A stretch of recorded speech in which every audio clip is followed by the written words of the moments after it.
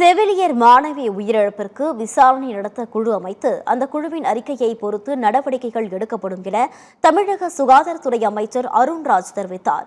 நாமக்கலில் செய்தியாளர்களை சந்தித்த அவர், திருச்சியில் ஒரு துயர சம்பவம் நடந்துள்ளது.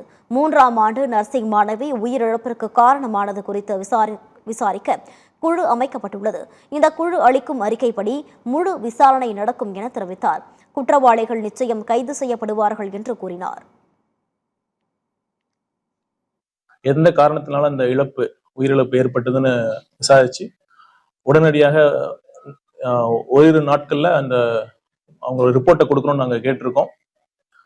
ஒருவேளை மெடிக்கல் நெக்லிஜென்ஸ் இருந்ததுன்னா அப்படின்னு அந்த குழு கண்டறிஞ்சு சொன்னாங்கன்னா அதற்கான உரிய நடவடிக்கை எடுக்கப்படும்.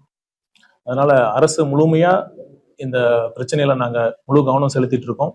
மாணவர்கள் இத அரசு மேல நம்பிக்கை வைத்து உங்க கோரிக்கையை நாங்க கேட்டிருக்கோம். உங்க கோரிக்கையெல்லாம் நீங்க சொல்லியிருக்கீங்க, நாங்க கேட்டிருக்கோம்.